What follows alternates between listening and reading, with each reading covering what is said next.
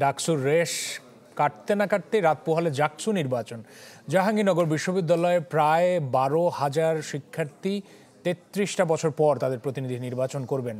কেন্দ্রীয় শিক্ষার্থী সংসদে 25টি পদের বিপরীতে লড়ছেন 177 জন প্রার্থী। ভোট চলবে কাল সকাল 9টা থেকে বিকেল 5টা পর্যন্ত। আনুষ্ঠানিক প্রচারণা শেষ আগের দিনই। ভোটের আগে তাই ক্যাম্পাসে শিক্ষার্থীদের পদচারণা কম, চাঞ্চল্য বেশি 21টি হলে। জাকসু নির্বাচনে প্রতিটি হলে কেন্দ্র স্থাপন করা হয়েছে। মোট 11,743 জন ভোটারের প্রতিনিধি নির্বাচন হতে যাচ্ছে 33 বছর পর। কেন্দ্রীয় সংসদে লড়ছেন 177 জন প্রার্থী। সবগুলো হল মিলিয়ে মোট বুথের সংখ্যা 224টি। আর মনিটরিং এ থাকবেন 67 জন করে পোলিং এজেন্ট ও সহকারী অফিসার। প্রত্যেকটা ছাত্র সংগঠন এই ক্যাম্পাসে তাদের প্রচারণা খুব সুন্দরভাবে তারা চালিয়েছে। কোনো ধরনের অপ্রীতিকর পরিস্থিতি সৃষ্টি হয়নি।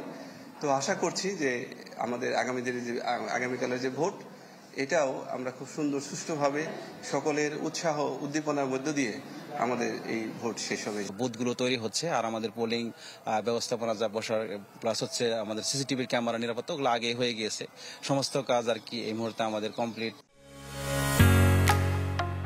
ঢালাইয়ের সেরা প্রিমিয়ার সিমেন্ট। ভোট নির্বিঘ্ন করতে ক্যাম্পাসের নিজস্ব নিরাপত্তা ছাড়াও সহায়তা নেওয়া হচ্ছে আইন শৃঙ্খলা বাহিনীর। ক্যাম্পাসের 18টি পয়েন্টে 1500 আইন শৃঙ্খলা রক্ষাকারী বাহিনীর সদস্য মোতায়েন থাকবে স্ট্রাইকিং ফোর্স হিসেবে।